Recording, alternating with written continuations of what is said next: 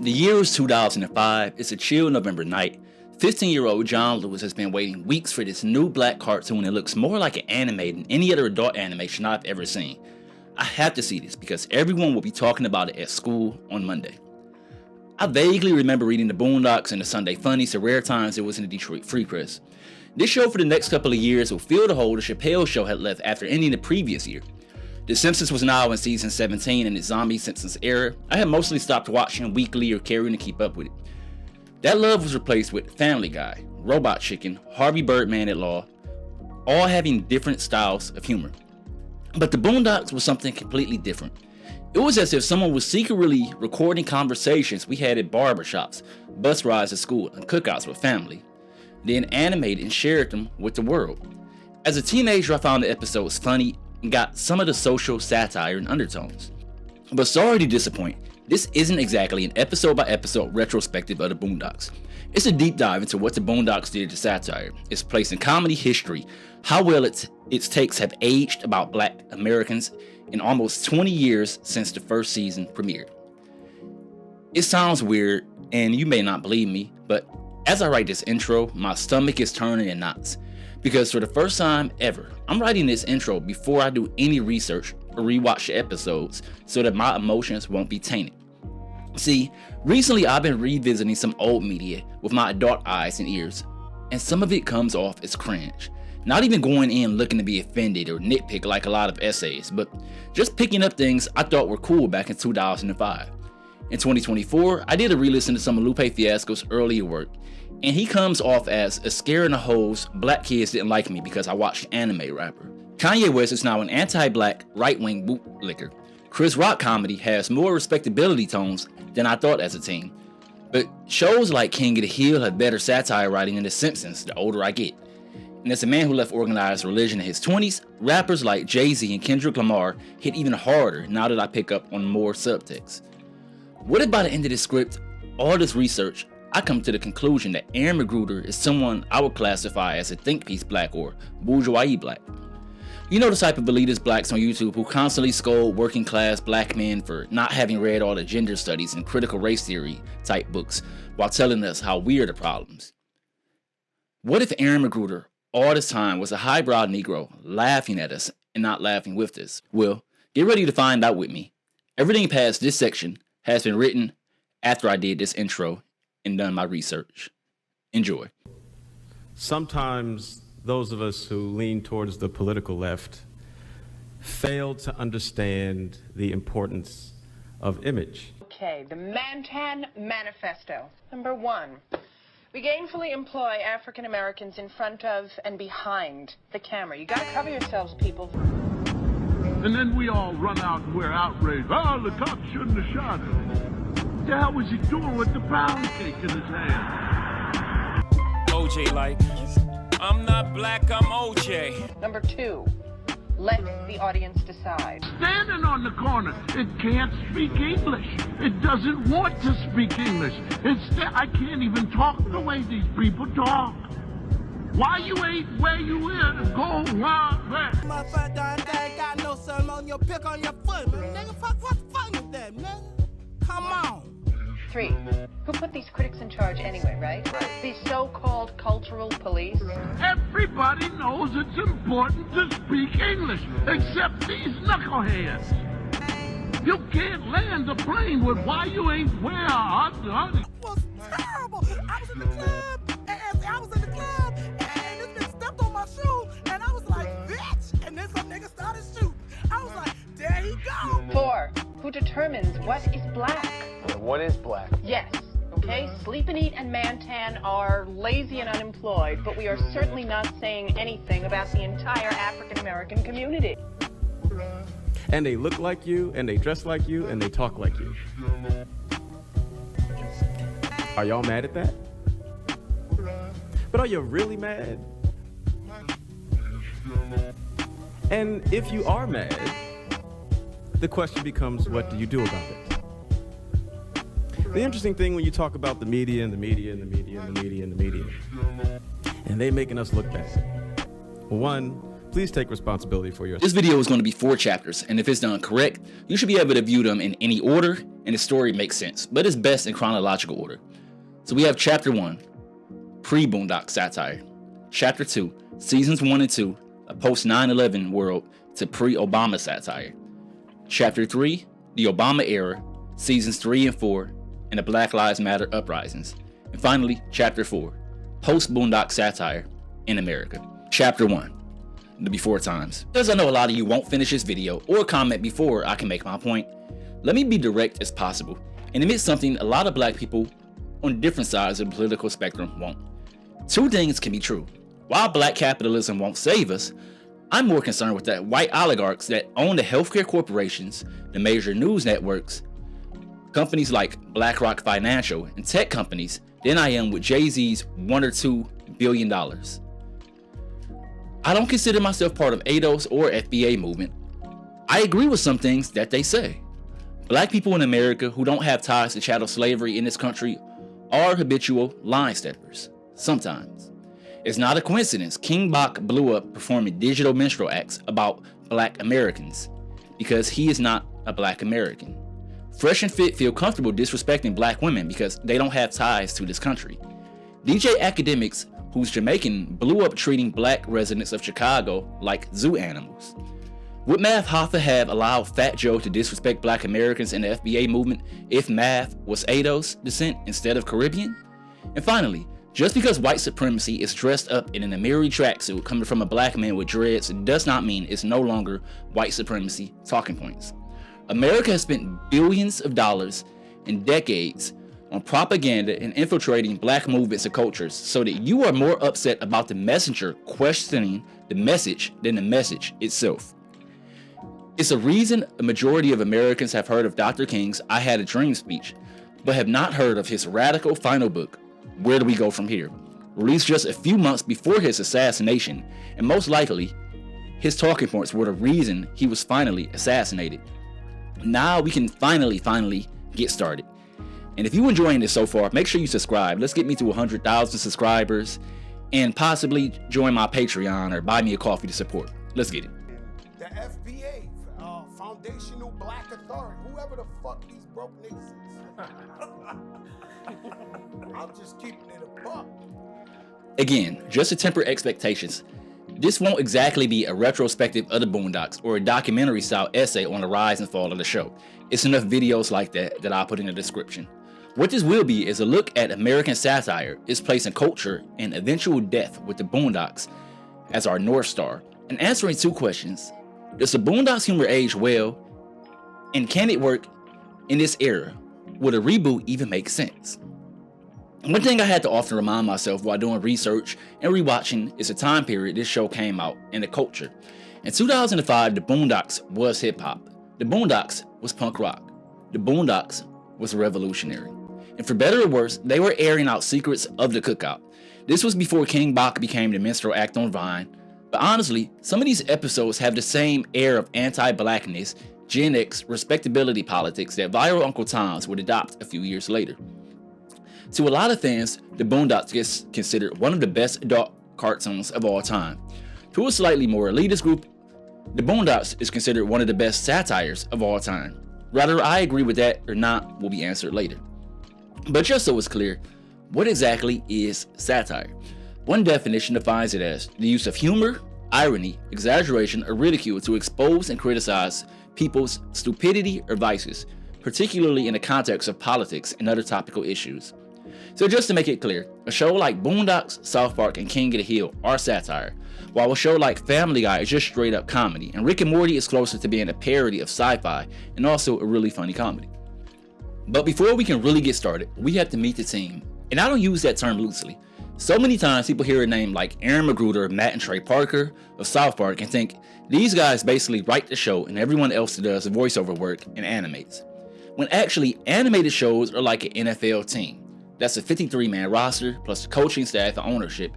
And like most teams, they have a couple standout players who are nothing without the support of others.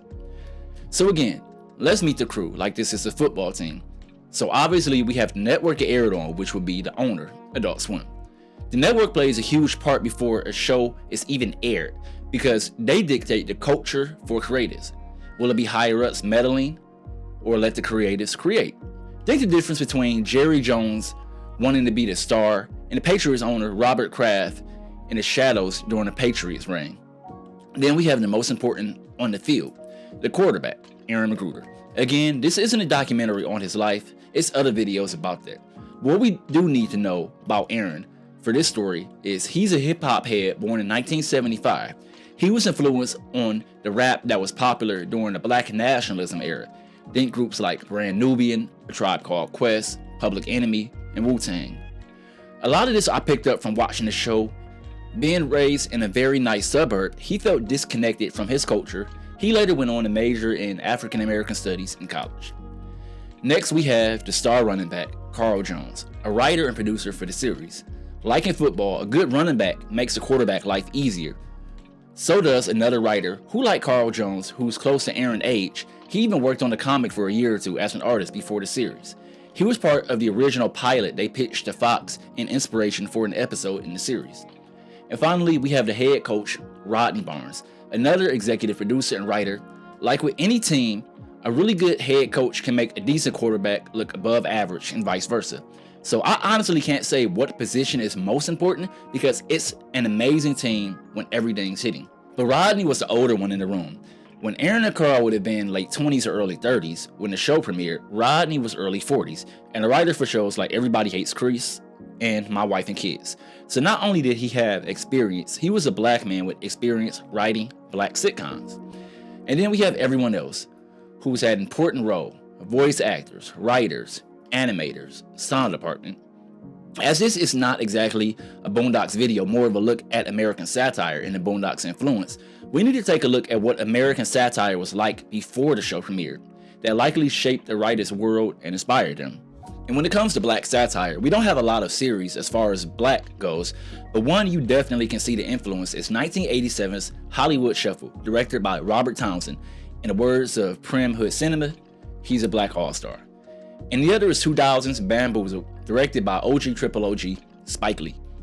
Both of these movies touch on the idea of black art while in a capitalist world, where performance for white American audience can mean eating or starving, success or failure, and what you do with that choice as the labor or the one pulling the strings, and what that art has to be to even make it to the screen.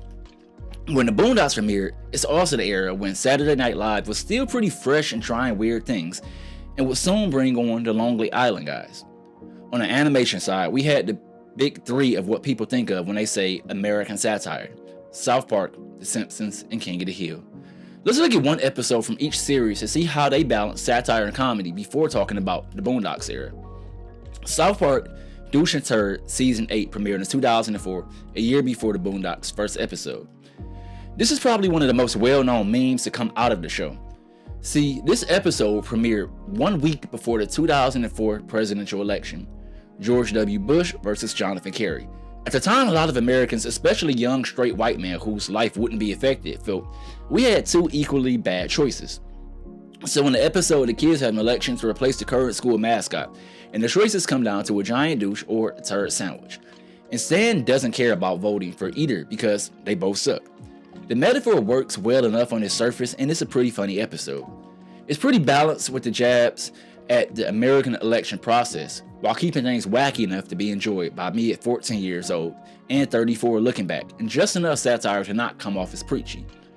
Next we have King of the Hill, second season episode Junkie Business, released back in 1998. King of the Hill, in my opinion, is hands down the best American satire, period.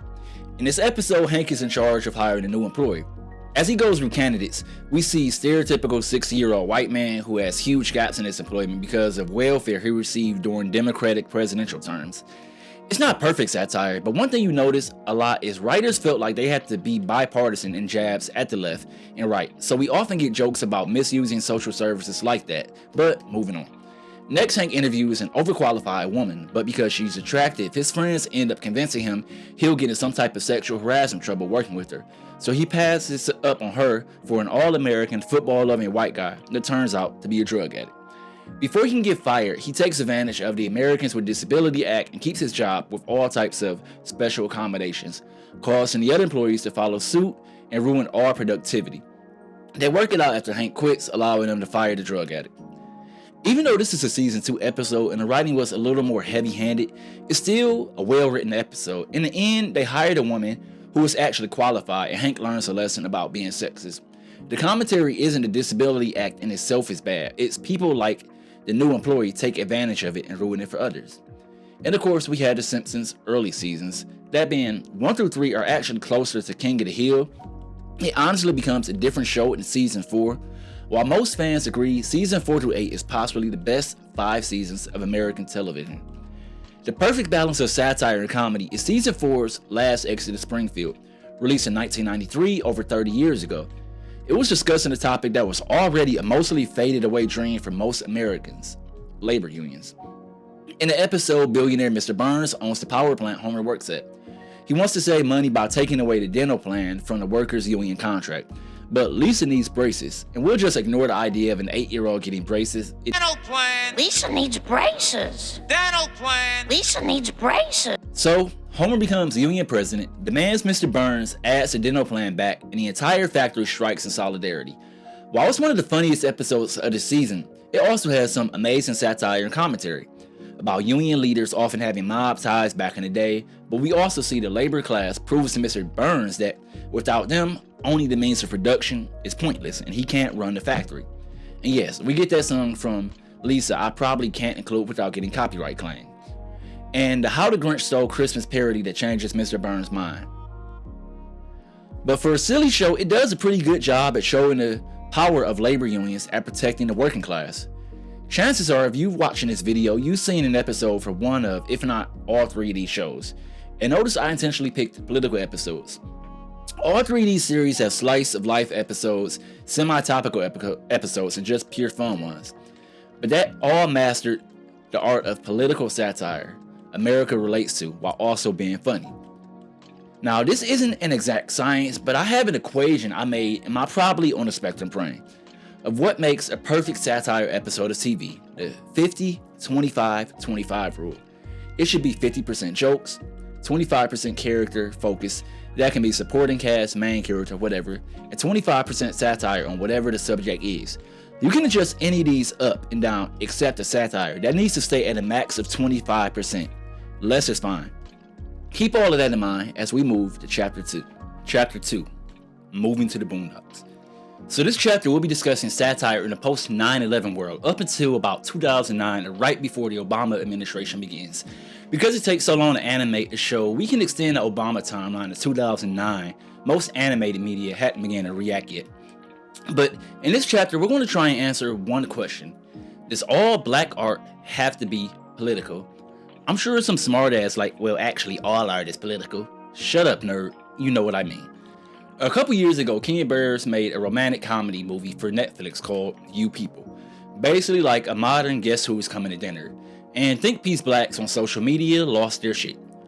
Oh, why do we need another interracial dating movie? Eddie Murphy isn't a realistic hothead. This movie didn't do enough for this plot. But my question is, what if that was the point? I have a pretty wide-ranging regular audience, everyone from hood niggas, FBA, white liberals, queer, and everything in between. And you know what everyone enjoys? Media they can just relax and watch every so often. Hallmark has an entire genre of Christmas movies that hit the same plot, beat for beat, run for about 90 minutes, generic formula, happy white people in sweaters, and coffee shops with bad acting. These movies aren't for me, but people love them.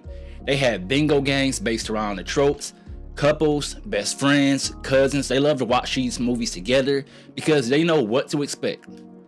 What if that was the point of You People? I enjoyed the movie for what it was.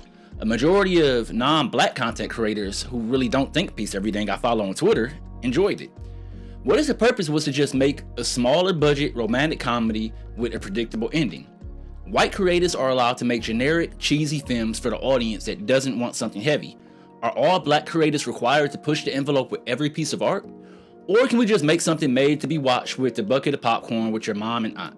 So some of you may or may not be aware of this, but the version we got on Adult Swim is not the version, well, that's a question we'll come back by the end of this chapter. So season 1 of the Boondocks premiered in 2005. It's a brand new America from what existed in the 1990s. While the extreme era began in the 90s, that was all about fun and clearly manufactured. The War on Terror is less than 5 years old. Extreme is out, edgy is in. Batman is no longer campy. He is beginning, then Dark Knighting. He's leaving his domain in Gotham to kidnap a Chinese guy that works for the Joker or some shit. He's basically the George W. Bush administration wrapped up in a superhero metaphor. The Chappelle Show is the biggest show on cable TV. He's having skits about conversations black people had only had in private until now, and audiences love it. This being America, that means a mostly white audience, which plays into all of this.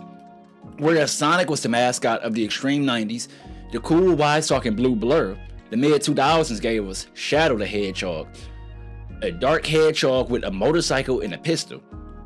50 Cent's success when Get Rich or Die Trying ushered in a new era of masculine gangster rap, and it's around this time Aaron Mcgruder fell out of love with rap, or at least mainstream rap. And when he'd meet Carl Jones by chance in LA, and the team would be assembled for the Boondocks, of the show originally pitched. We'll be talking about that pilot pitched to Fox in Chapter 4. Once again, this is not an episode by episode full retrospective.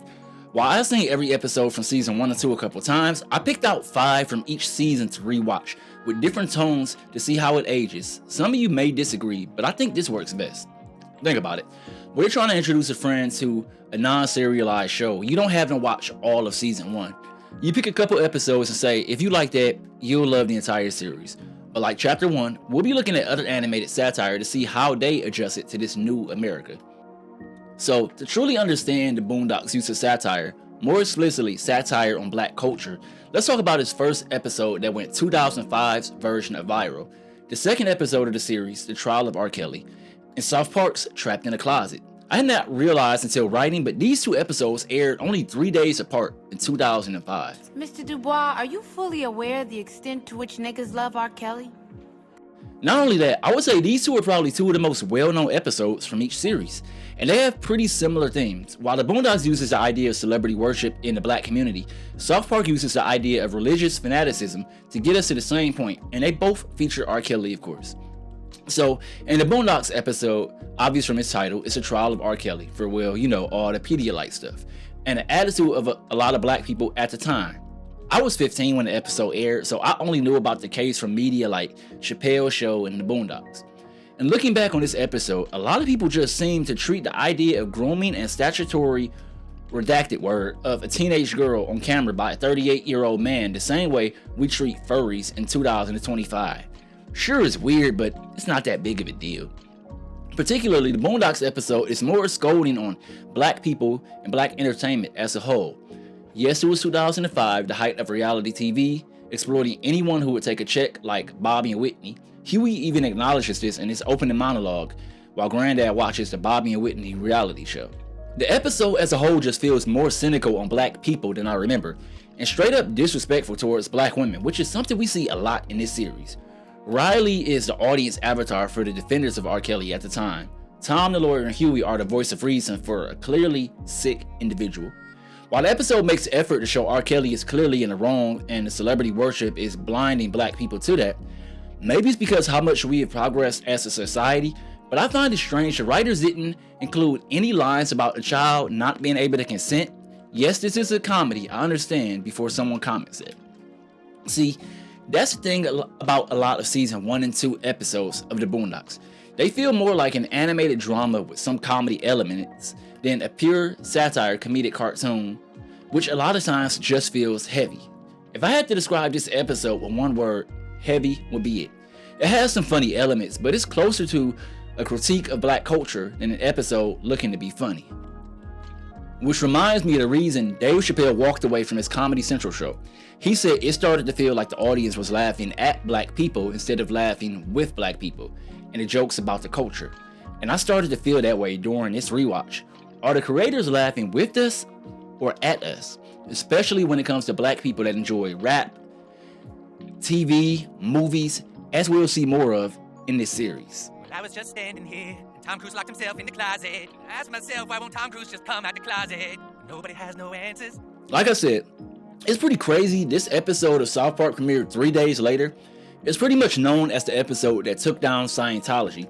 Not literally, obviously, but it exposed the organization as just being a science fiction cult that exploits celebrities. This episode is basically like when Mike Tyson got his ass beat by Buster Douglas in Japan. Yeah, he was still Iron Mike, but after that, those who know he was never the same after being exposed. The same with Scientology. Before this episode, most people didn't know what the organization actually believed. And of course, this episode features R. Kelly. By season 9, when this episode premiered, South Park had really found its legs, which season 1 of the Boondocks, in my opinion, hadn't by now.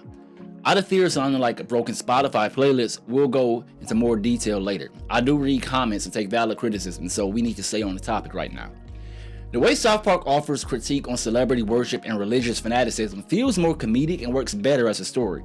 Stan is lured in by a group offering free chakra reading or some shit. The specifics aren't important, but he's convinced to pay $200 for some chakra reading, and it turns out that his power is over 9,000, so they think he's a reincarnation of L. Ron Hubbard, the sci-fi writer turned founder of Scientology, which turns Stan into a celebrity in the Scientology world and draws Tom Cruise to his house, who was the most famous member of the group at the time and probably ever, thanks to this episode.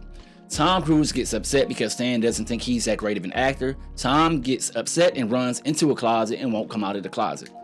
At the time, it was also rumors Tom Cruise was gay, and these are just jabs that he won't come out. This is also the same time R. Kelly nutass had a series called Trapped in a Closet.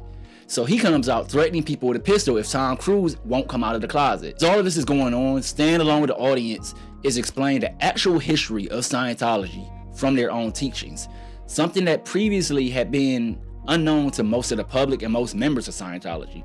Even from its earlier seasons, South Park had been accused of pretty much explaining the plot and moral of the story at the end of each episode, which this episode also does, when Stan exposes the scam and Tom Cruise and R. Kelly come out of the closet and threaten to sue Stan, a tactic used to stop anyone from speaking about the organization. But here's the thing, most Americans are really dumb as shit when it comes to media literacy, so I actually think it works for each season of South Park, even though they would go away from this eventually. The Boondocks episode ends in a similar way, with Huey telling the audience R. Kelly is not one of the innocent black men the media goes after. Just as an observer and someone who's been writing scripts for this channel for almost 4 years, South Park handles all of this better. Yes, they directly call the people idiots who believe in the alien cult, but it's not an indictment on all white people, and more so, we see how people fall into groups like this. Earlier in the episode, Stan is convinced by the group he's oppressed, and only they can help him. If you've seen my past videos covering how cults operate, this is literally how they grow. They target people who are in emotionally or mentally dark places and tell them, with our help, we can give you all of the answers. And once the guy tells Stan it's all a scam to get rich, it's less them saying people who are emotionally tricked into joining cults are idiots, more so showing how those at the top of a lot of these groups don't actually believe the nonsense themselves. While the Boondocks is more focused on saying, yeah, you niggas that's rocking with R. Kelly, you bunch of ghetto fried chicken eating fools, the Uncle Ruckus scene, not just in this episode, but the entire series, feel less like jokes and more of a bunch of black bourgeoisie writers talking down on working class blacks, using him as a mouthpiece. Your friends have reason to believe that you are suffering from chronic bitch dependency, Mr. Dubois. May I call you Tom? Is this some kind of joke? Tom. While on the subject of celebrity worship, let's talk about the Usher episode.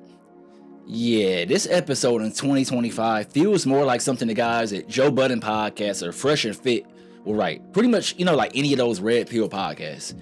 Now, I have to mention it is based on a real event when one of the writers, Carl Jones, his wife at the time, Erin, and some of the other cast were celebrating the show being renewed at a restaurant, and it pretty much goes exactly like that. His wife fangirled out over Usher, ignored Carl, then they had an awkward ride home. I know pimp culture was looked at differently back then.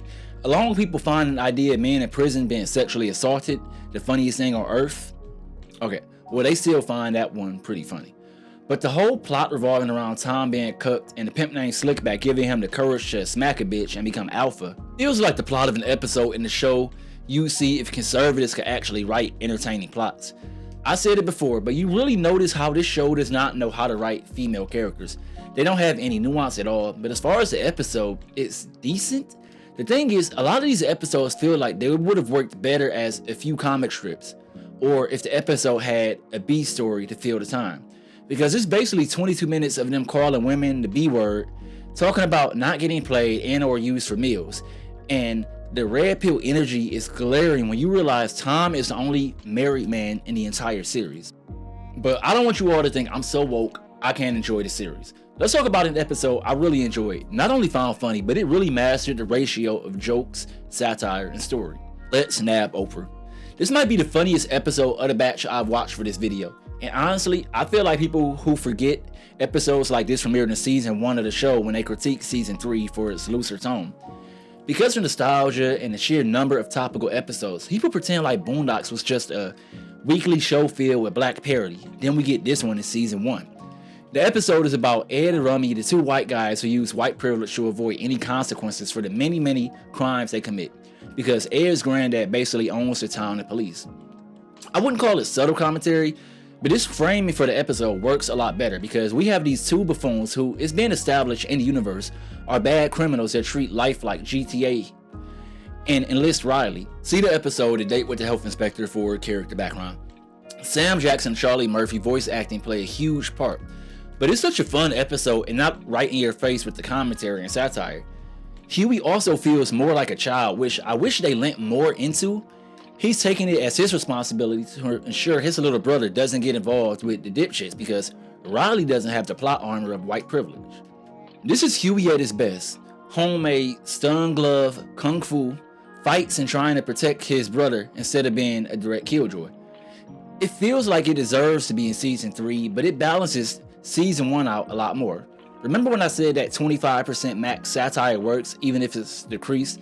This is a good example. It's mostly jokes and the story with Ed and Rummy avoid any consequences, which makes the episode feel more like a comedy you actually want to rewatch pretty often. But back to the direct satire the Boondocks has become known for. This time I made a category called Ignorant as Hell. I watched the episode Granddad's Fight along with the South Park episode The Losing Edge. It's the one where Randy gets drunk and fights at the kids' baseball game. So growing up, I knew older black people that didn't like the Boondocks for multiple reasons. The main reason being they felt it was mocking us. And by us, they mean black people as a whole. While researching for this video, it was inevitable I had to dig into Aaron Mcgruder's upbringing. As a young child, he moved to the suburbs of Maryland, attending school where he was one of, if not the only black student at his school. He talked about feeling disconnected from his blackness at times. Combine that with him going to a PWI or predominantly white institute for his college education.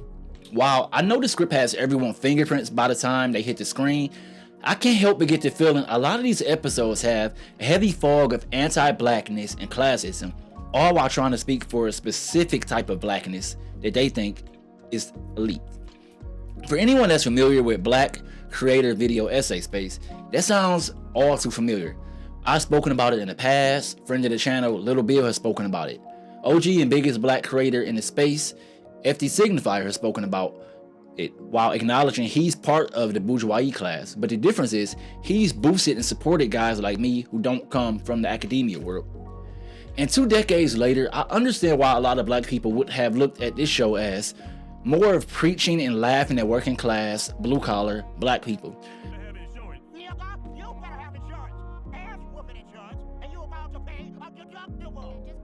Which takes us to the episode Granddad's Fight.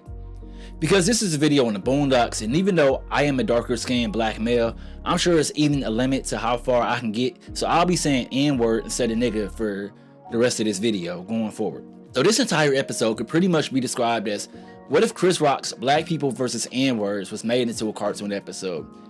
It does have some legit funny moments, like the absurdity of Stink Meaner being so hateful he didn't mind going blind. But then it's back to the jigaboo writing. The opening scene of 2 stereotypical black men having an N-word moment over a small shoulder bump, his depictions of hip-hop, and Uncle Ruckus commentary always leave me wondering how many of these things the writers truly feel about black men, especially when you combine that with the scene of the white man having sense to just walk away from the N-word moment. But stylistically, this is one of the best episodes of the series. Huey's daydream about the blind samurai over Wu-Tang raps really allows you to appreciate the anime influence this series draws its roots from. Now, the thing about anime fans who would have been 30 years old in 2005, especially the black ones, they more often than not have that black nerd edgelord mindset. You know, the black girls didn't like me, black kids called me white boy. And this episode really seems like the show one of those guys would have later went on to make. For those that haven't seen the episode, the plot kicks off with Robert Grandad Freeman walking out with his brand new Nikes when this crazy old man Stinkmeaner slams into his car and steps on his new shoes. Robert falls trying to swing on him and he gets beat with the cane, and the fight goes 2005 version of viral, so it's all in the news and everything. Huey, who's 10 years old, is convinced Stinkmeaner has super senses like a blind samurai. As Robert trains for the rematch, it turns out Stinkmeaner just got lucky. Robert beats him into the afterlife, and it ends with a riot of black people fighting after Riley tosses a chair into the crowd. Arresting me for what? I'm not allowed to stand up for myself? I thought this was America. Huh? Isn't this America? I'm sorry, I thought this was America. Compare that with the South Park episode that once again was released the same year, The Losing Edge. The boys of South Park are trying their best to get out of playing Little League Baseball because, of course, 10-year-olds would rather play video games and watch TV. But turns out the other team also hates baseball, so now it's actually who can lose the best. But the main plot is Randy Marsh, one of the boys' dad who attends every game, gets drunk, fights another dad, and gets arrested. Randy is an arrogant redneck, and so are the dads he fight at every game. His wife, along with his son Stan and everyone else in attendance, are embarrassed by these drunken redneck brawls. We as an audience, along with the writers of the episode, all laugh at the idea of a man getting so drunk each and every week he's fighting then arrested at a children's baseball game. It's not a statement against all white dads or even most in the mountains of Colorado. In fact, his wife tries to talk sense to him about behaving like an adult and not getting arrested. The episode plays much better, for it's written funnier, but like I'll be saying a few more times, the A and B plot make for snappier pacing and it doesn't get repetitive. And finally, all ended with Randy versus Bat Dad in some WWF style final drunk showdown. Through these first couple seasons of the show, it also feels like the creators have the need to teach you a lesson while being concerned with how white America views black people, or what I call cocaine classism. Up until recently, the possession of 5 grams or more of rock cocaine was treated the same way as 500 grams or half a kilo of powdered coke. Much heavier sentence used by the state to target those most likely to use it, black and brown people in poor communities. I had an entire video on it, I'll probably remake one day. But just keep in mind, it was known as the 100-to-1 rule. Now stick with me. That's a law that treats 2 narcotics that are chemically the same. But what do most people picture in their head when they think of a rockhead? Tyrone Biggums maybe? Dirty looking guy that would steal from anyone for a hit of rock. What do we picture when we think of a coke user? Wall Street guys? Musicians? How about Rick James? Cocaine is a hell of a drug, you know? We all watch those Charlie Murphy and Rick James stories. They sound fun and were funny. We talk about the 70s and 80s making coke party music. It doesn't have that stigma, but both are the same drug. So what does the Boondocks have to do with cocaine classism? It all comes down to white supremacy. Because even in the year 2025, while the time has been reduced, you still get more time for possession of rock than soft white. Because rock smokers are still seen as dirty criminals, while powder users are judges, actors, doctors, musicians. And unfortunately, because of decades of successful propaganda, a lot of black people can spot that hard rock white supremacy coming from black conservatives. Think Candace Owens and Jason Whitlock. It's right in your face. No subtlety whatsoever. But when it comes to that soft white supremacy, oh, it's packaged up nice. Bill Cosby's just telling it like it is in his pound cake speech. Ben Carson's saying things that makes you uncomfortable, but it's true. The Boondocks were spitting facts. Look how the characters dress. Listen to the music in each episode. They part of the culture. You just don't want to hear it. But think back. How many of these episodes talk about the systemic issues that drove generations of black people into poverty? Or the redlining of literal billions of dollars of black wealth stolen by real estate companies undervaluing black property owners? And the state building chemical plants and highways in black neighborhoods that make it harder to build wealth. We have an entire episode about Granddad fighting in World War II and the funeral he went to. Not a single line about blacks not getting access to the GI Bill that built the white middle class. Oh, but those N-words where they love of sneakers and rap music is a problem. The hell are you wearing? Is that a bra? What? It's just a wife beater. Wear your pants. Why are you wearing a skirt? Nah, Granddad, these are Gangstalicious shorts for thugs. See, they got an extra flap with a pocket, so you hide what you want to hide from the police. I think the party will be much more fun if you and I just stay in the closet. I'm not gonna tell you how to live your life, but I can't do that anymore. No! Dale needs to know his daddy is queerer than a box of birds.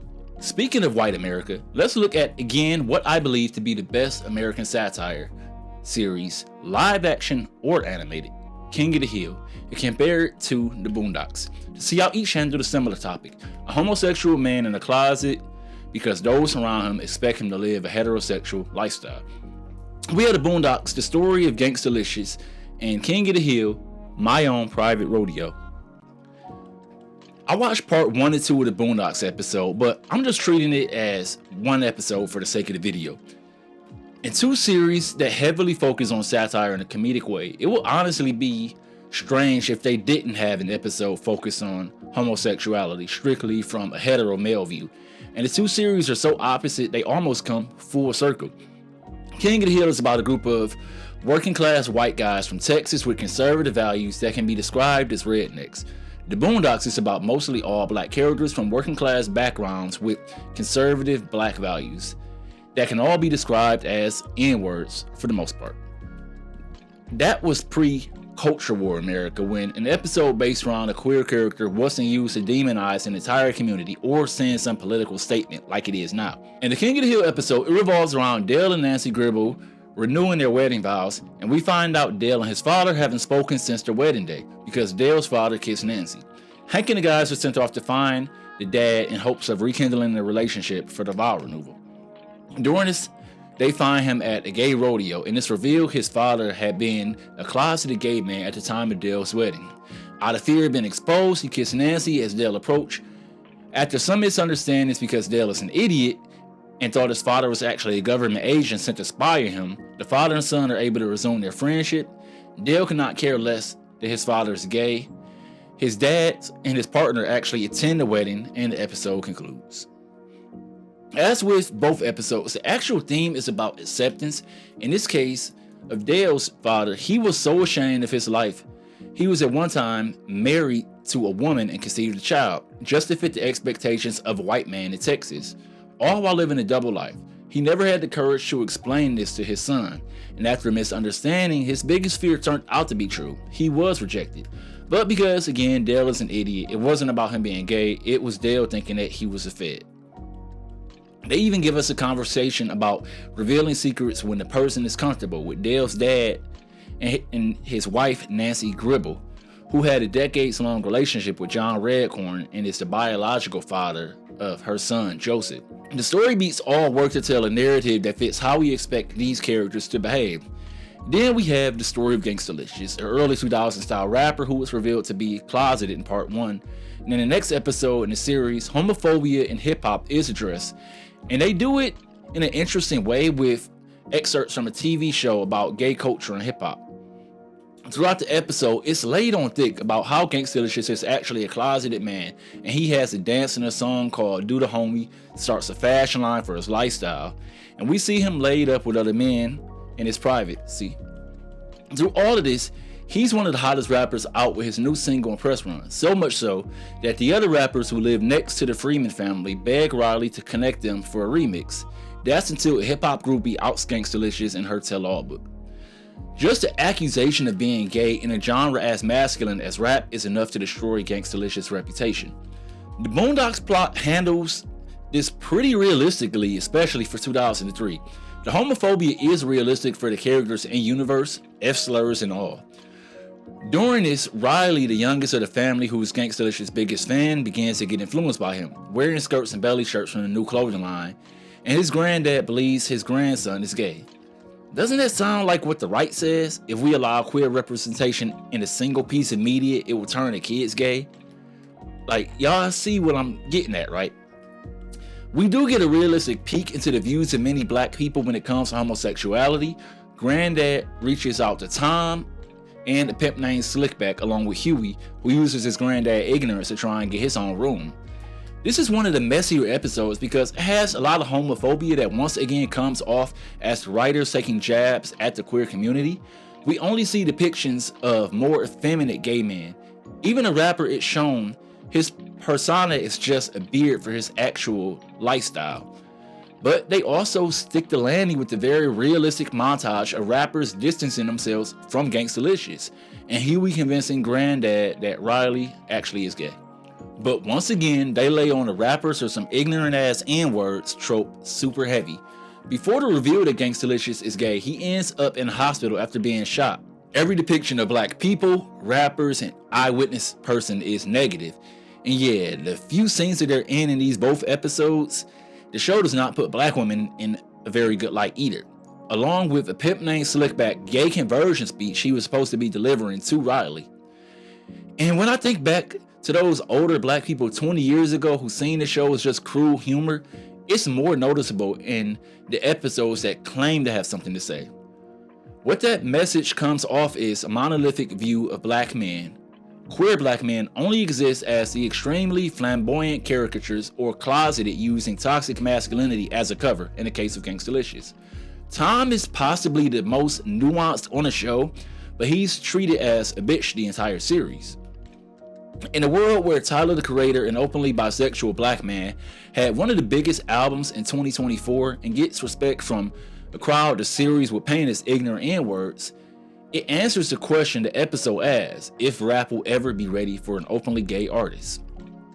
The biggest issue is it's not all that funny. Once you get past that gays existing is somehow a joke, then especially when you watch it back to back with the King of the Hill episode, it does touch on the older generation view of homosexuality, with Granddad angst of possibly having a gay grandson because of a misunderstanding. But the King of the Hill episode that predated this by about 6 years does the same thing way funnier, with Hank and his friends being so oblivious that they're attending a gay rodeo until the announcer outright tells them over the speaker. And Dale's father not only having to come out to his son, but also his now partner who had no idea he was at one time with a woman and has an adult son. And not being treated as a total joke, but something even me as a straight man could see why it's difficult for an adult man at that time, especially in 1990s Texas, to be comfortable with his own lifestyle. But as far as the first 2 seasons of the Boondocks, as a whole, the episodes I watched, the best way I can describe them is unbalanced, preachy, and anti-black. Let's talk about the others I watched for this section of the video. This is the last minute addition to my script. I talked with one of my mentors, Dr.ball, about this episode. He has a literal overlap with Aaron Mcgruder. They have the same alma mater and ran in close circles. After a night of thoughts, he had a lot to say about this episode. I'm going to drop a couple minutes in, but please watch this full video after this because he pointed out how much more disrespectful this episode we're about to talk about is to Dr. King did not even realize. This quote already said, so what I'm saying they do from the beginning is they set it up so that Dr. King is condemning the existing world for not living up and achieving, given the privileges that his generation gave them. The whatever nigga comment from Anonymous that plays out in this episode is meant to show the youth's undeserved and illegitimate condemnation of Dr. King and the previous generation. By doing that, it's a perfect device for what they do in the rest of the episode, because by doing that, you get to again sidestep Dr. King's actual radical politics. Now, what was Dr. King saying at the end of his life? He was very clear that it was the black bourgeoisie and the white liberals who were benefiting most from the struggles that he and others were and the sacrifices they were making.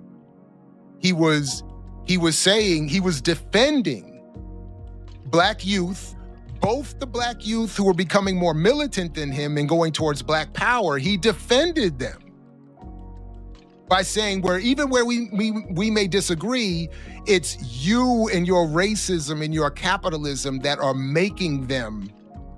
That's why he quoted John F. Kennedy and said, "Those who make peaceful revolution inevitable make violent revolution those who make peaceful revolution impossible make violent revolution inevitable. So he was defending the more radical black, and then for the black youth who were not becoming politically radical and who were engaged in street crime and all this other kind of stuff, the gangster life and all that kind of stuff, he was clear to publicly point out, as he called them, these were derivative crimes of capitalism and racism.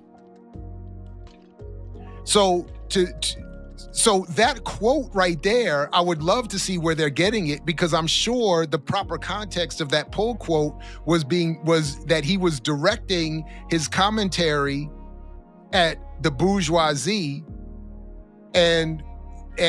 or couching that point in some sort of declaration that society needs to make room for these folks with increased privileges to create a more revolutionary society. Because again, in his own lifetime, King was critical of his own civil rights struggle. He was critical of his own efforts to desegregate the South. So that whole thing out the gate was just a mess. Return of the King, probably the most controversial episode of the series, when it premiered, and for good reason. It's only so long I could pretend like 30 is young. Yes, it was the mid-2000s post 9/11 edgy era, but Martin Luther King waking up from a coma and just being disgusted with black people really feels like 20-year-old black college student who's gonna go back and tell his family how much smarter he is than everyone now. So many times in this series, it feels like the guys who were bullied in high school getting revenge in their writing. They so often focus on the negative aspects of black culture, the loud, ignorant individuals, scamming preachers, state of hip-hop, and poverty, but never address the systemic issues, even from a satirical point of view. And when we get MLK's speech at the end of the episode, which is pretty disgusting and preachy, which really shows you how little they know about the late Dr. King. Dr.ball goes into more detail in the video I'll link. To pretend like he would condemn black people for the very thing he said would happen if the government did not address these issues is just crazy to me. I didn't watch these in order, but it was around this time I started feeling that the show had more of a negative view on black Americans than I remembered in my past viewings. A lot more negative than a comedic and satirical take. And this is really noticeable when the writers call themselves Talking Black Subjects, which the show took the torch from the Chappelle Show. In the episode Invasion of the Katrinians. What you got for me? Oh, you mad cause your Katrina welfare check ain't showed up yet? Hell, y'all niggas wasn't making but $3 an hour before Katrina. Now each of y'all want $300,000. After real-life Hurricane Katrina, the Freeman's family from New Orleans move in with Granddad's family. The whole episode feels like some Republican bootstrap shit. Now watching the scenes of Uncle Ruckus, you remember black people wrote these lines, and they now sound more like something from Fox News. The Southern blacks are treated as lazy, country welfare moochers waiting for a FEMA handout from the government while refusing to look for work and help around the house. Remember the old 50-25-25 rule? This one feels like they cranked the satire up to 70% to the point that it just becomes preachy. But it at least gets better. The snitching episode featured Ed and Rummy, who are really good at making the show feel like a comedy. The freestyle rap that ended up getting the artist arrested on live TV and the Menace to Society parody are all super funny. And the monologue about why black people don't report crime to police all make the episode a lighter watch. Then we have Catcher Freeman. Granddad's version of Catcher Freeman has some of the funniest jokes in this batch of episodes. A slave that's not supposed to be able to read or write supposedly wrote the first screenplay, or take our black asses out of here being a Negro spiritual. But then Uncle Ruckus' version of the legend, and Catcher Freeman is basically if Jason Whitlock was Tarzan. Maybe it's because we live in a timeline where Clarence Thomas and Thomas Sowell are actually real life versions of Uncle Ruckus, but he ruins the humor of this episode of the show, and it just becomes 8 minutes of racist Sambo tropes. While the episode succeeds in showing how folk tales and legends are a mix of facts and legend, it falls short. But also, y'all, this episode is 100% the inspiration for parts of Django Unchained, right? And finally, we have another episode that I think people who criticize the third season for going away from the show's original tone must forget is a season 2 episode, and that's Ballin'. This is probably one of the least Boondocks episodes in that it doesn't really offer any satire on American culture, but but that doesn't affect my enjoyment whatsoever. It's a fun watch with some real jokes and a light story, but with that 50-25-25, this episode is closer to like 90% jokes and story and 10% satire, which is why I feel like it actually ages the best. And if you're a late 80s or early 90s kid, you remember how popular and one street ball was at this time, so it definitely fits that Riley would be inspired by that style of dribbling and crossover. Once he learns how to actually shoot the ball, it's a nice episode to watch after so many heavy ones. But I hate to say, this lack of what the episode has really shows how disconnected a lot of the staff are from the black community the series so badly claims that it's a part of. And as a sports fan, I watched this thinking they could have really offered some great satire on AAU travel basketball and that culture. Maybe keep the plot line of Tom being the team coach and the team never winning a game. But the why is because AAU travel ball is so expensive, only kids in the zip code can afford to play. And that's why he recruits Riley. Have some jokes about granddad getting milked for money throughout the episode, but hoping Riley will be his ticket to sitting courtside at NBA games in a few years next to Jay-Z and Spike Lee. So through the first 2 seasons of the Boondocks, would I say it failed at satire? That I can't answer at this point, but what I can say is the delivery is not as well as we romanticize it when we think about this almost 20-year-old show we still love to talk about for one reason or another. But now I can quit edging you and we talk about season 3 in the next chapter, which we'll talk about how the show changed, for better or for worse in my opinion. But before we move on, we have to answer the question I posed. Does all black art have to be political? Well, being black in itself makes the art political. I've only seen a few episodes, but Craig of the Creek is a really fun, cute, well-written show. It stars a little black boy who plays imagination with his friends. From what I see, they don't really address race, but it's in their fingerprints, from the older millennial parents, the way they dress for Halloween, to their references. And that takes us to chapter 3, satire in the Obama era and black Gen X. In January 2009, Obama had just been inaugurated as the first black president. Half of the country was excited. Young Jeezy made a song 6 months before the election even happened. And for about 3 months, black people thought we would get something in return specifically for us. Reparations, maybe? Hell, just legalize cannabis. None of this happened. The media lost their mind over him wearing a tan suit. We ended up with Obamacare and legalized gay marriage. Then he left office. During this time, we entered what I call the distraction era. From 2008 to 2014, we are in the middle of a forever war in the Middle East, along with housing crisis. Average Americans can't keep up with it all mentally while trying to stay above water with bills. The MCU becomes the most profitable movie franchise. Iron Man, Captain America, and Avengers have the perfect balance of jokes and action to distract us from real life. The previous era had Jack Bauer, an agent of the state, created during Baby Bush 9/11 War on Terror, hunting down and torturing Arabs in the name of protecting America, even if that meant committing war crimes himself. This era, we have Walter White from Breaking Bad, a man who's done everything right in life. He's a teacher for ungrateful kids, underpaid, missed out on owning $1 billion company, and now has cancer he can't even afford to be treated for because of America's for-profit healthcare. We now root for him, who's doing what he has to do to provide for his family before he dies, while fighting the system, even if that means selling meth and a list of other felonies. The Walking Dead gives people something to watch, saying, hey, the job and housing market is shit, but it could be worse. You could be living in a zombie apocalypse. Game of Thrones is total escapism, no two-party politics, no evictions, no drone strikes, just dragons and the biggest asshole teenage king you've ever seen. And then things got serious. Really serious. In 2012, Trayvon Martin's life was taken by a coward who would eventually be acquitted of all charges. 2 years later, Mike Brown's body was left on display in the streets for hours after being slain by police, triggering a new era of black consciousness, civil rights movements, and activism. All of this was happening during the Boondocks' 4th season, a show remembered for speaking about major events in the black culture, topical and timeless. Nothing was said. The series that in its first episode called out the government and spoke what many felt about the biggest attack on American soil in the 21st century had nothing insightful to say. Aaron Mcgruder and Carl Jones had a falling out, Aaron gaslit the entire community after having a PR company remove his name and say he had no involvement in season 4. That was a lie.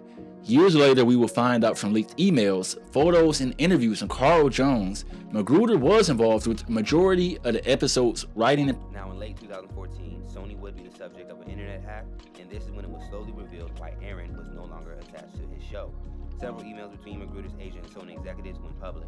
Mcgruder's agent insisted that the press release for the 4th season of the Boondocks say that Mcgruder was not involved in the new season. After a series of back and forth between the two, it would be revealed that it would be untrue to say that Mcgruder had no involvement with the new season. Aaron not wanting Sony's version of the story out, fuck him. He's going to tweet shit anyway. The fight will create good press. Send it all my way. I wish he wrote this fast on the show, where few... But what could be said?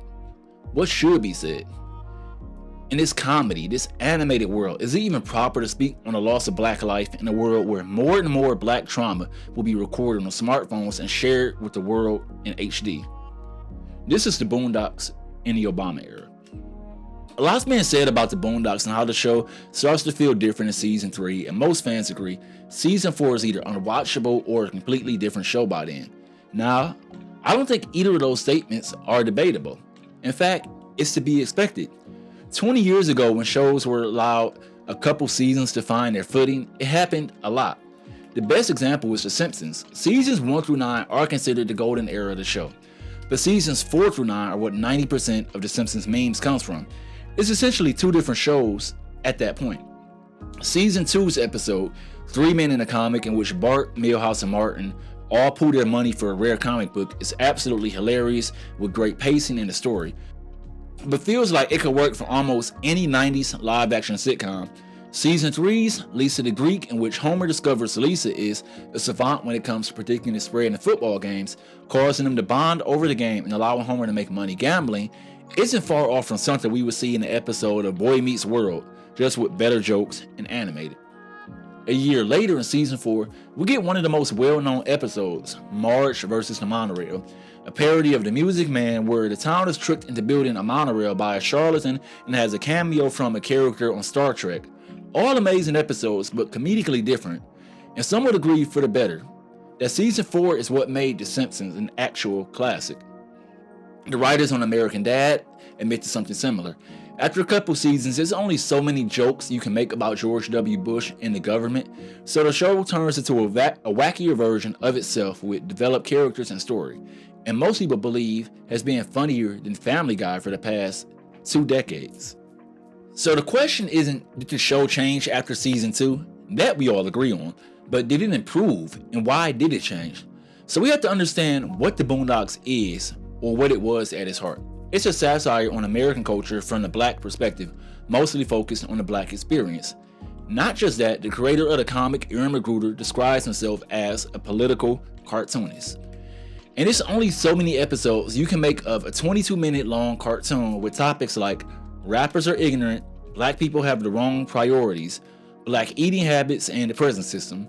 The writers literally tell us they give up at the end of season 3's premiere. So where do they go from there? And does the show actually improve? Season 3 kicks off with It's a Black President, Huey Freeman.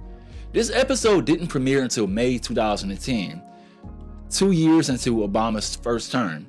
It's a documentary-style episode covering the town the weeks leading up into the 2008 election and immediately following it. If you're familiar with the genre of YouTube known as BreadTube, this is the type of episode most of them would have a wet dream to and then wake up and go on again. Everyone but Huey is excited for Obama's election. The writers acknowledge this, pointing out how depressing Huey is and having him make statements like, hope is irrational, but don't actually tell us what Huey is skeptical about or what the upcoming administration could do to get his excitement. The show does spend the entire episode browbeating the characters and audience for being excited about a black president, even if that requires making straw man arguments. Granddad says he's voting for Obama because of lower taxes. He's then told at his income level his taxes will increase. While everything before this episode establishes Granddad has a very modest retirement income and purchased his home with his savings, Granddad is also painted as foolishly thinking the black struggle is over. Granddad, the man who marched with Martin Luther King and got arrested with Rosa Parks. The entire episode is also essentially saying black people need a reason to be excited for a black president besides him being black, which I don't agree with. We had just had 8 years of Bush, and as usual, the Magnificent, along with every other black person, is painted as ignorant ass N-words on the hype train. But besides the cynicism and finger wagging tone of this episode, one thing that sticks out is Huey's reaction is to leave the country. Only reason it doesn't work out is because his ride to the airport, Uncle Ruckus, is raided by the Secret Service. And the show that takes itself so serious when discussing issues related to black people is very telling that not once but twice the solution is to run away. In the MLK episode, it ends with Martin Luther King moving to Canada, and Huey's plan was to leave the country. Researching for this video, I came across a video that really gave me bad vibes about Aaron Mcgruder. I didn't want to take it out of context, so I watched the full 2003 C-SPAN interview. I'll put the link in if you want to see it for yourself. And he ends it saying that if things get too bad, he's moving to Cuba. Because I don't work for a news station, I'm fine with asserting biased opinions. And that's just a bitch ass move. For that to be your answer to everything, and also to put that on Martin Luther King, someone who actually did put work in. This section isn't meant to be in the defense of what Obama did or did not accomplish while in office. But the more you watch the show, it starts to come off as Huey is a radical because he likes the aesthetic. Not much more different from his younger brother who loves street culture because of that same aesthetic. And through this, we see the creators aren't as different from the white liberals who love to speak for black people, then return to the safety of their middle-class suburban homes. Aside from mocking the many hopeful Americans for expecting something different from a candidate who was marketed as progressive, the episode doesn't offer much satire. Outside of the crowd getting mad at a 10-year-old for not being excited, the episode just falls flat in every critique once you get past the surface level of ha ha ha, these dumb N-words think Obama is going to cause some type of change. You would think with more than a year's time, they could have come up with something more than hope is irrational and will.i.am dick riding Obama song. It feels more like that one friend who hates the show Breaking Bad and Kendrick Lamar's G&X album because of how popular they are, instead of actually offering a valid critique of why they don't enjoy them. 2 years earlier on the other network, South Park released an episode the day after the 2008 election titled About Last Night. In typical South Park fashion, the episode uses humor to poke fun at topical issues. In this case, half the town is partying after Obama's win, while the McCain-Palin camp are soaking in their depression and anxiety that things will get much worse for them. Boom, baby! Oh man, that was perfect! I almost thought we were gonna tie for a minute there. That would have screwed us. You played it perfectly, there was no way. And of course, giant man-child Randy Marsh is celebrating like his team won the Super Bowl. While half of the other adults either end up in the emergency room for partying too hard or trying to end their own lives, or hiding in a literal ark as they ride out the end times. With this being South Park, of course, it doesn't end there, because it's only so much you can say about the results of an election that was a landslide months before polling even opened. What makes the episode age amazing and still funny 16 years later is the main story. Obama and the other politicians all planned his election as some Ocean's 11 style heist to steal the Hope Diamond from a museum by tunneling under the White House. It's as funny and insane as it sounds. The Boondocks episode ends with Huey saying he's retired, ending what I feel to be the original run of the Boondocks in the beginning of the sitcom era, which isn't a bad thing. In the episode of South Park I discussed in the previous chapter, The Losing Edge is widely considered a new chapter for the show, where Randy Marsh leads the story in a lot of episodes. The Simpsons become a much wackier show in season 4. Moral Oral becomes darker through season 2. And from that aspect, we'll be looking at the second half of this series. We have the Red Ball. Before watching it, I remember it being a fun episode about kickball. That's about as much as I remember. After the rewatch, it's some of the most racist stuff I've seen from the show. It feels like they actually retired from attempting to tell jokes and just said, what if the characters played kickball against China? Then something happened I'm still not able to explain. I discovered 2 episodes I've never heard of from season 3. The lovely Ebony Brown and Mr. Medicinal. Like, my family had cable when the show aired, yet I've never seen these episodes after thinking I've seen every episode from this season. Either that, or they were so mediocre I somehow wiped them from my memory. What makes it even stranger is like they don't exist in the fandom. No one uses GIFs or memes from these episodes. They aren't talked about when people discuss the impact the Boondocks had. So I watched both, and I completely understand why. The lovely Ebony Brown is yet another granddad trying to find love story. It did have a joke that made me laugh, his story about fighting Jesse Jackson, but besides that, the self-aware comedy just came off as too try-hard. Ebony Brown's commentary on Uncle Ruckus being problematic but relatable, and hoping she can be a recurring character. On the plus side, we finally get a depiction of a normal black woman, but she's so close to Frank Grimes from The Simpsons in that she's so self-aware, she doesn't even fit in the show. Almost like the writers were tired of people complaining about how they depict black women, so they make a suspiciously perfect one that we never see again in the series. What? I mean, his views are obviously reprehensible, but there's just enough truth to make me examine myself in a critical light. Plus, he's hilarious and thus oddly likable. Huh? And Mr. Medicinal Granddad discovers cannabis after passing out from stress. It's an okay episode. Like, the prescription commercial was pretty funny, but it's just things happening. It's the only way, that's the only way I can describe it. Granddad gets arrested for driving under the influence. His supplier gets arrested. Then Granddad decides to protest for legal weed. He's arrested again. He decides to move to a state where weed is legal, but he's put on 2 years probation and can't move. So much happens in one episode so fast, it just makes you wonder, what's the point? After this batch of 4 episodes, I wondered, was season 3 much worse than I remember? So I gave it one more episode to try and change my mind. The Fundraiser, probably the most memed episode from this season. I remember this plot more than anyone from this batch of episodes. To my surprise, it was a lot funnier than I recalled. Essentially a kid's version of every gangster movie of the last 40 years, except they selling candy bars for a fake charity. Riley, of course, lives out his paid in full dreams, while Huey tries to reason with him that it'll end badly, and of course it does. If we treated season 3 of the Boondocks as the first season of a show and pretended the first 2 didn't exist, at best it would be considered maybe an American Dad knockoff, and at worst one of those forgettable Comedy Central shows with 1 or 2 episodes somehow that were actually good. Everything about this season just feels so passionless. Every episode feels like it would have made some interesting satirical take if it was part of season 1 or 2. But now, the later seasons just feel like the writers are angry at the audience and filling this contracted number of episodes for the network. Outside of the one scene in The Fundraiser where Riley curses out the British, how many episodes from this season, season 3, do you see people actually bring up when they talk about this show? But if you thought it couldn't get much worse, much like Aaron Rodgers' mental state and quarterback play, it could get worse. A lot worse. It's now 2014. 4 years after the most mediocre run of episodes the show has had, but like the Atlanta Falcons halfway through a regular season, the worst was yet to come. I wasn't watching the outdated Chris Brown parody episode that it kicked off with, so I went to the episode the show should have started the season off with. Good times. Granddad is broke because of some reverse mortgage scam, and these niggas are literally sold into slavery by Ed Wuncler II.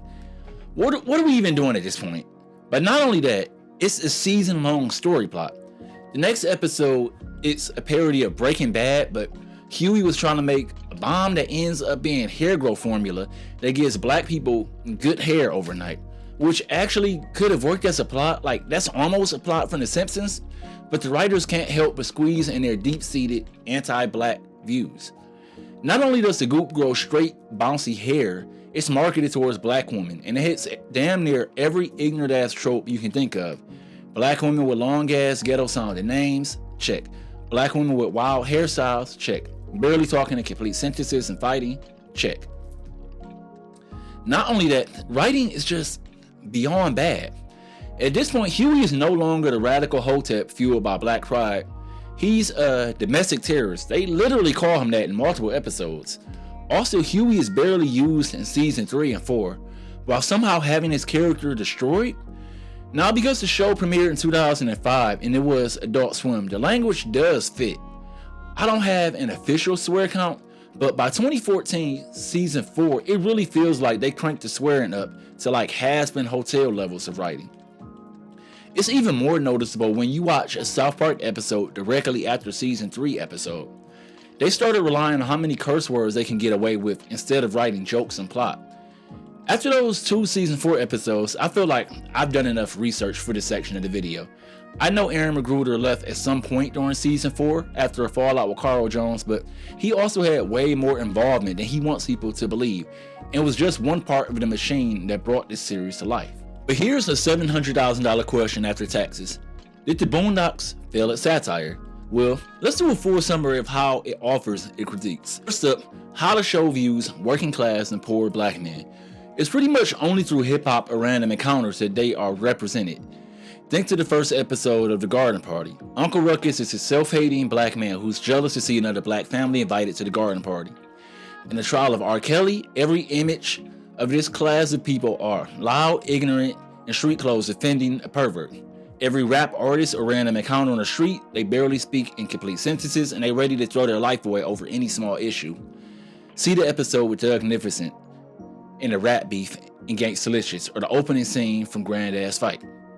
How many reoccurring adult men aren't a walking stereotype on this show? Leonard, maybe? Half the y'all are like, who's Leonard exactly? But Leonard is Doug Niferson homeboy that was scolded for saying he'd get a job at Wendy's if things went bad. The Boondocks has what I call the Black Gen X type of anti-blackness. They really love cocaine white supremacy, the children of the civil rights era blacks. They were the first ones to reap the rewards of fully integrated schools. They benefited from a push for affirmative action in jobs and colleges. They were also some of the first to be raised in homes with black parents who had college educations and gained upward mobility. This is apparent in Aaron Mcgruder's moving to a nicer suburb as a child and caused him to question his own blackness. The Black Gen X generation also saw the birth of hip-hop, when it was counterculture, when it was steeped in Pan-Africanism and revolutionary. They also came of age by the time hip-hop went mainstream through Biggie's Shiny Suit era. Pac went from Dear Mama to California Love Pac. And through all of this, they saw the crack era destroy neighborhoods, the prison industrial complex take black males from the communities, cause an explosion of violence and crime in said communities. And what some of these Black Gen Xers got from all of this is, well, I played the game right. I got my education, hustled my way into a successful career, or in this case, a comic strip cartoon. I achieved what MLK spoke about, forgetting how many things had to fall in place for that to work out, or what MLK really said about the black youth towards the end of his life. And that's how we end up with the Boondocks, a show that only offers extremes. Yes, I know the point of satire is to point out the comically extreme to get across points, but shows that do that best also have the straight man character that balances everything out. And the show that has such a complicated relationship with hip-hop and cameos from the likes of Ghostface Killah, Mos Def, Busta Rhymes and Snoop Dogg, and custom beats by my favorite producer, Ninth Wonder. And the original theme song was made by a rapper, Ashiru. It feels strange that we only see the misogynistic, hyper-masculine side of rap, or rap is painted as fully commercial with parodies of what we call the snap dance and ringtone era of rap. While he may think I was never truly a fan because of my criticism of him in a past video, this is also the era rappers like Lupe Fiasco had success. Common had a gold album during this era. Hell, The Coop had multiple albums during this show's run. You might not know the group, but Boots Riley is the lead and the director of Sorry to Bother You and I'm a Virgo. I'll say this because he's too humble. Boots Riley is who y'all think Aaron Mcgruder is. Let me know in the comments if you want a Boots Riley video, but anyway, back to the show's attitude on rap. We don't see any depictions of nuanced rappers of these likes. It feels like closer to something someone on Fox News would pick apart a rap verse and put the words out of context. And then we had the biggest indictment of the show, its depiction of black women. The show has a lot of red pill, black women only like dread-headed, tattooed gangster energy. If it's not a caricature, overweight black women with an extreme hairstyle like in the trial of R. Kelly or a Breaking Granddad episode, then they're just completely insane. Take the episode Attack of the Killer Kung Fu Wolf Bitch. It ends with her in her car talking to her homegirl, assuring her that she doesn't need to hold herself responsible, or it's straight up slut shaming, from the women who hang with rappers to a pimp named Slickback stable. And in one case of a level-headed black woman, she's basically Deadpool breaking the fourth wall saying she can't be in this world. The show is also very hesitant to show the same contempt for black elites or the black academia class. The only black male regularly on the show that's remotely close to that is Tom, a prosecutor that's married a white woman and had a biracial child. For the most part, he's painted as intelligent but a coward. Outside of having the fear of going to jail, he's the most nuanced black character on the show. Despite having a higher income and part of the upper class, he's never speaking down on the very black people he sends to jail or expresses anti-black views. He's even a bit of a mentor to Huey and Riley and coaches the basketball team.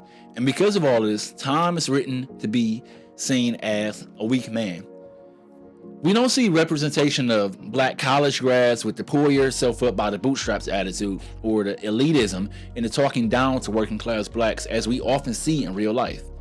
Is it possible it's because those views are too close to the actual writing staff of the Boondocks?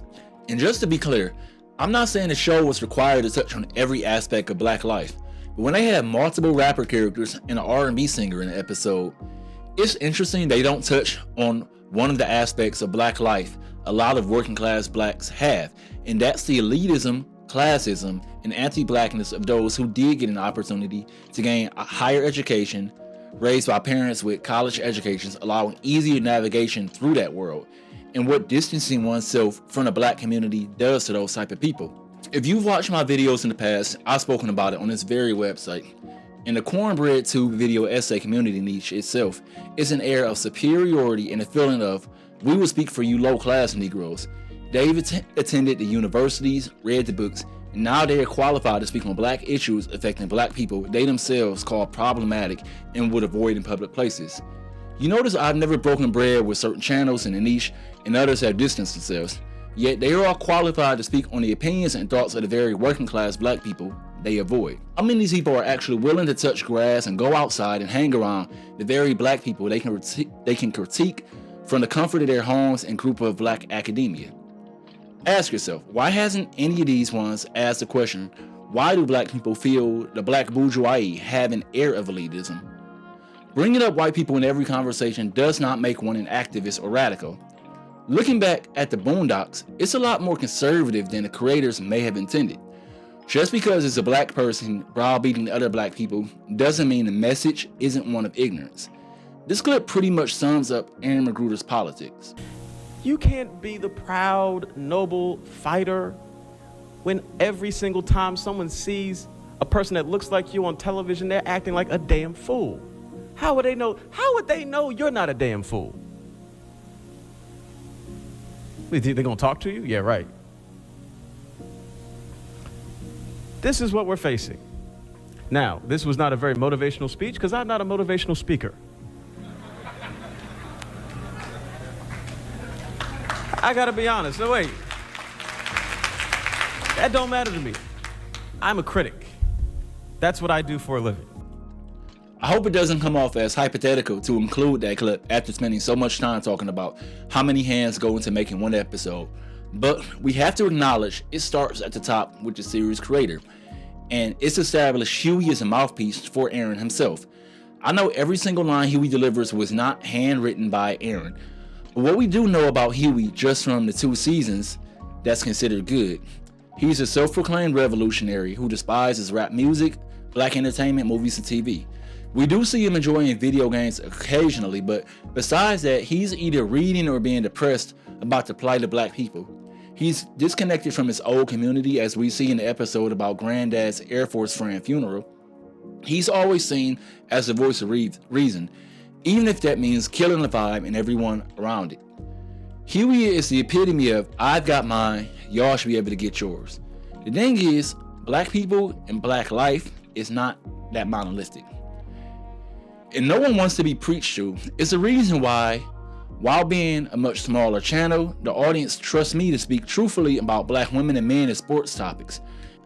So, Does the Boondocks fail as satire? If you ask me, yes, it does. It's good at being a political cartoon that expresses the politics of some black Gen Xers who were the last adults to have affordable college education and obtain homes in their late 20s, while their peers also faced the fallout of the 80s crack era. Check the runtime of this video. It's far from over because it's a timeline out there where the Boondocks voice all of the issues I have with it, and it's possibly still running or at least remembered up there with shows like King of the Hill. Here, read a book, dummy. Read? You can't read and get hoes. Show me one person who reads and gets hoes. I'm looking at one who don't read and don't got no hoes. So early 2024, out of nowhere, the 6-minute Fox pilot for the Boondocks leaks to the internet. And wow, it was amazing. Outside of a couple small things like Riley's hair, the pilot is the version I wish we would have gotten. From the feel, look, and sound design down to the characters, I truly believe if we got this version, Huey would have remained the main focus of the show. Riley is basically the same character, but Huey is written more like a child, which would have worked so much better. Him being a child that idolizes Pan-Africanism and revolutionaries but not understand the revolution won't be overnight would have made his character more interesting. In the pilot, he's closer to Lisa Simpson than a 30-year-old man in a child's body. In the original run, Huey is closer to America's depiction of a Hotep. Shout out to FD and Lil Bill. The video they doing on the media's bastardization of the term Hotep may or may not be out by the time this drops. Huey also has a childhood crush on Jasmine and treats her like a friend. Also, Jasmine's design looks a lot better in this pilot. Even the jokes about R. Kelly's songs seem to work better as a 1-2 jab and they just keep it moving. The main reason I believe this version of the show would have worked better is because a lot of times creators need restrictions. Those borders and guidelines end up helping with creativity. How many movies have we heard where the limited budget forced them to get creative and end up with a better project?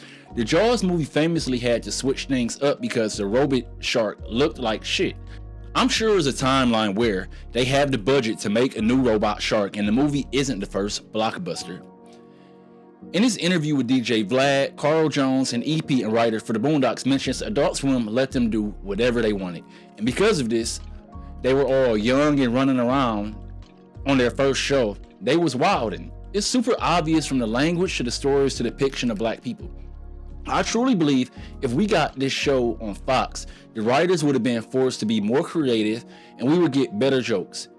It's pretty much expected now that if a cartoon is marketed towards adults in 2025 and it's on like Adult Swim or Netflix or something like that, it will be overly sexual and have as many swears as possible per minute. And I can't help but think the Boondocks' success played a huge part in that. It's more noticeable in the final season because the jokes and story are lazier, but all of this is there from season 1. Compare that to classic episodes of shows like King of the Hill, the episode where Bernie Mac guest stars and everyone accuses Hank Hill's dog of being racist.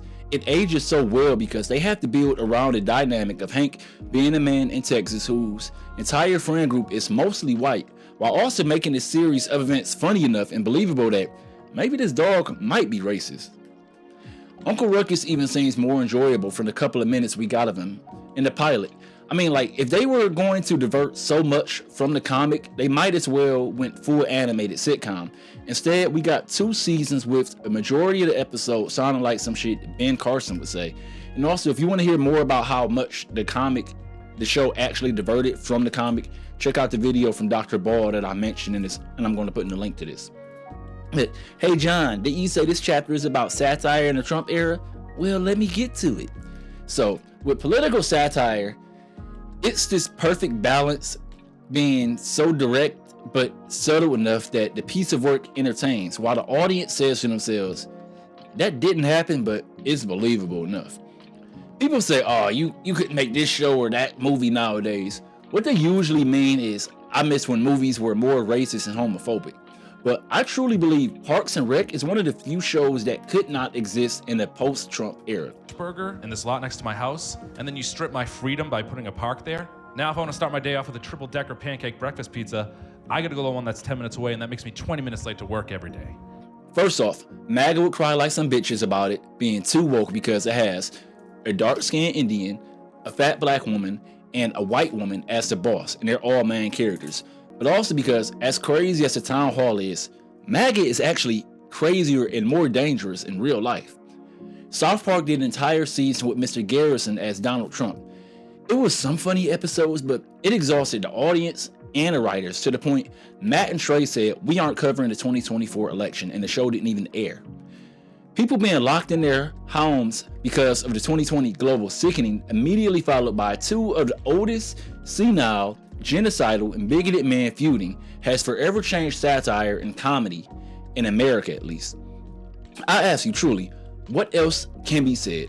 What is there to joke about? Half the country voted for a man the second time who's a felon for things I can't even say in this video or it'll get blacklisted.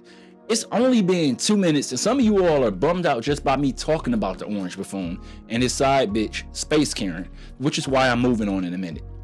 You know how YouTube suggests you a video sometimes it's from like 2020 or 2021 and the creator slightly mentions how everyone is locked in their house? Most of our reaction is to cut that video off, like that little bit, that trigger, that's going to be around us for years when we think back to that time. SNL has one clip go viral maybe every 5 years because they can't function in a world doing satire without politics. That's what the show is based on, but most people want a distraction, and I don't see that changing anytime soon. Which is a long way of saying political satire is dead. Which takes us to the final chapter. Chapter 4, political satire is dead. Now what? And yes, I know at the beginning, I think half of these chapters are not what I said they were going to be, but it is what it is. If you spend any time on Twitter, you've noticed a trend. Anytime something of mild interest happens among black people, here comes the Negroes that look up to Riley Freeman talking about, "Oh man, I wish the Boondocks was around." The Boondocks is not South Park. It's not like they could turn around episodes in a few days. Also, it should be clear, but the creators do not fuck with black people like that. They're closer to Uncle Ruckus politics. Like, I slept on it if I even was going to include this, but look at this nigga Aaron Mcgruder. Listen to the way he talks about black people in speeches. Does it surprise you he married an Asian woman? Does that sound like a man that respects black women or loves modern black culture? I wasn't going to bring it up, but that smirk as he talks in that C-SPAN clip, it just kept annoying me. Then his haircut and the lineup. I said, I bet he doesn't have a black wife. It took some digging, but I found a rare photo of him and his wife. She's Asian, of course. But all of that aside, because we're not doing the whole you can't be pro-black unless you marry black, because next y'all gonna move the goalpost to, oh, well, they gotta be darker than a paper bag and can't be biracial. And then I'm gonna start cursing you all out about knowing the history of black revolutionaries and how they were all mixed race and dark race and everybody was in on it. But let's answer the question, could the Boondocks work in 2025? In an ideal world where Aaron Mcgruder and Carl Jones made up and put together a team, could the show work? Well, we almost got the answer a couple years ago. Warner Brothers was going to develop a reboot. Then, as usual, everything fell apart. John Witherspoon, the voice of Robert Freeman, died and it was scrapped. But pretend none of that happened. I don't think it can work. Chill Reviews answered the same question in the video. He compared Mcgruder and Jones to the late career of Shaquille O'Neal and Vince Carter when they were washed, basically saying that style of comedy never advanced. I'll take it one further. Those two are like modern Cameron and Mace. Yes, I know it's 2025, so a lot of y'all don't know this, but 25 to 30 years ago, each one of those gentlemen had a very successful rap career. Mace was the biggest artist in Bad Boy Records after Biggie Smalls passed away in the mid-1990s, and Mace went triple platinum or something as a solo artist. Cameron, his childhood friend, got signed a few years later with mild success, then later to Rockefeller Records, and will also become a star in rap with the album Purple Haze, then starred in Dipset with members your uncle probably told you about like Jim Jones and Joel Santana. Dipset is most famous for bringing the Cali style of gangbanging to the East Coast and most recently getting dog walked on Versus by the Lox. It was all a vibe, like you had to be around back then. They made great music. We was wearing pink shirts and everything because of Cameron. I can't explain it. Then time moved on. Mace retired at some point in the late 1990s to become a church pastor. Then later made an attempt to come back that never worked out. Cam and Dipset all broke up for various reasons. His nursery, simplistic style of punch line rap fell out of style. No disrespect, because I know a lot of black YouTubers and creators share an audience, and Cam and Mace might see this at some point, but it is what it is. It's simple. They never adapted to the style change of music rap had evolved into. It happened to a lot of great rappers. 15 years ago, Wiz Khalifa and 2 Chainz were making bangers. When's the last time each of them had a solo hit? Less than 10 years ago, Meek Mill dropped Championship, his best album. Right now, nobody's really checking for Meek Mill music. But Cam and Mace are still around. Like most athletes and rappers past their prime, Dave joined the likes of Joe Budden and Jeff Teague with a podcast talking about trendy topics. But the thing is, these are 2 men almost 50 years old from Harlem and still behave the same way they did 25 years ago. If you know anything about Harlem Negroes, I could stop there. Trying to watch your podcast is like being around your teenage cousins. Every 2 minutes is pause, hey yo, pause, you wildin', about the most basic statements. In 2025, we still doing pause and no homo. Every single person I know say they can't watch an entire episode. They enjoy the show through clips. And that's how I see Aaron Mcgruder and Carl Jones in 2025. They're stuck in the 2005 style of humor. I don't think either of them could work with a team and do satire that works. It's not like these men disappeared after the split and the show ended. Most famously, Carl Jones went on to work on a Black Dynamite cartoon, and Aaron Mcgruder wrote on the Black Jesus show. Neither of these have a quarter of the audience, writing, or quality of the Boondocks or cultural impact. They like that comedian that's still doing 2003 era jokes and blame everyone else for their lack of success. Is the reason you only hear the name Corey Holcomb when you talk to your old head cousin or that red pill side of the internet, and Lil Duval still telling them same old comic view type Chitlin Circuit jokes. I know a lot of you all fell in love with the Boondocks as teenagers, so you basing it off nostalgia. But we gotta be real. The writers and the creative team don't respect Black American culture or intelligence. They few tricks they had to make it entertaining or play it out. So if the Boondocks won't work in 2025, what will? We should be getting an answer for that soon, because King of the Hill is coming back for a revival and a time jump. And I'm very curious how this works out, because as the series went on, it really mastered that balance of comedy, satire, and story, with the best episodes being like maybe 10 to 15% satire at most. Ironically, King of the Hill characters are about as misunderstood as the Boondocks by the general audience. The fact that it was a serious online debate on if Hank Hill would have voted for Donald Trump, the reality TV star, 4-time divorced New York trust fund baby. When Hank Hill almost chose not to vote for George W. Bush because of a limp handshake, shows how much the general audience doesn't understand character traits in writing. But King of the Hill was such a balanced show, making fun of ignorant hicks, liberals, local politics, and police. It was such a balanced show. A lot of people watching don't realize they're being made fun of, are the same ones who I believe will be disappointed when Hank isn't made out to be a bitter anti-woke parody of himself. As you can tell by now, I really enjoy this show. Back to my bread and butter. If you take my word at face value and believing political satire is either dead or will become a niche genre in the next few years, where does that leave us when it comes to black art? Now keep in mind, according to this humble essayist's opinion, we are currently in the distraction era of satire and political satire to a point, even though I consider those 2 different categories, and by we I mean American media, and of course that applies to a vast majority of productions with a mostly white cast. And like most things that become popular in greater American media and culture, it originated with Black Americans. We don't have to go back very far to track this. Let's just look at 2016. 2016 is like when Allen Iverson and Mike Vick both overlapped. It was such a vibe, it can't be explained if you weren't around.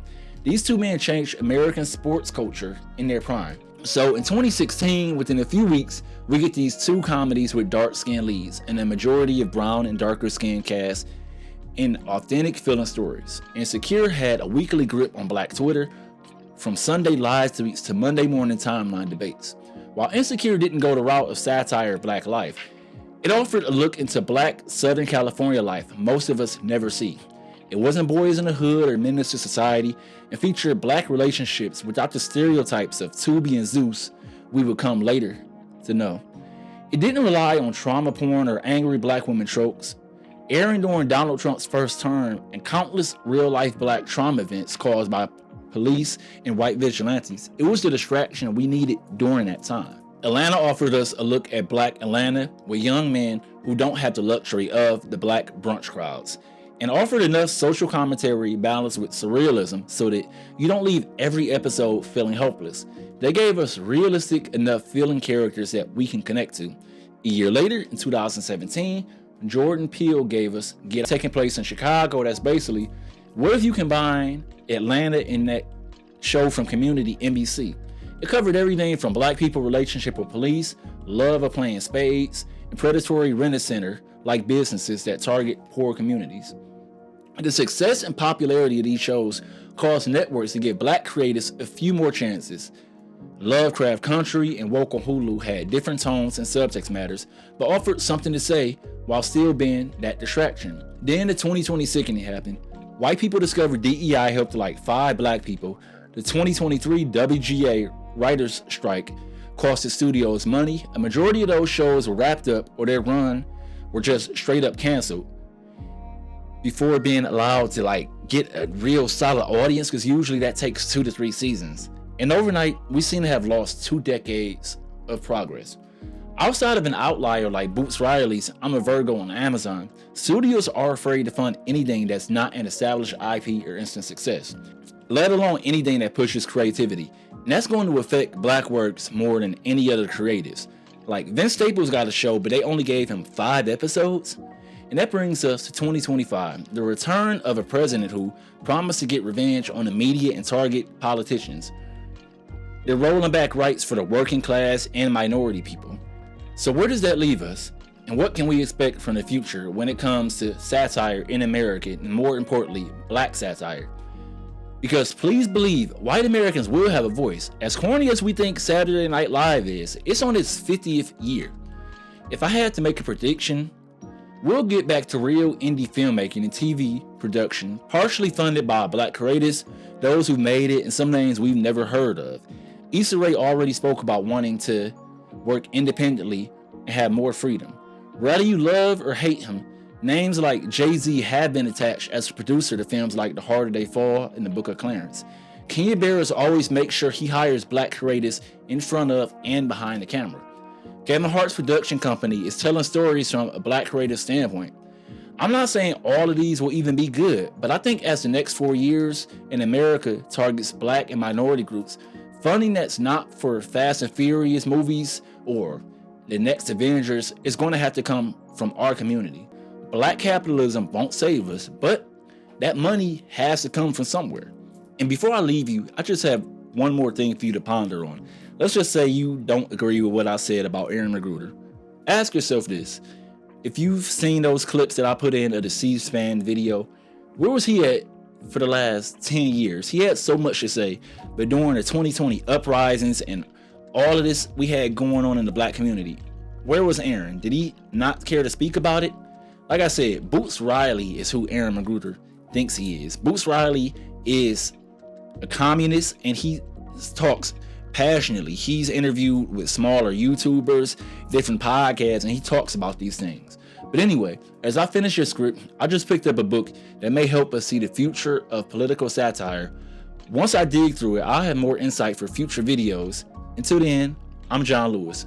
Make sure you subscribe. I'm out.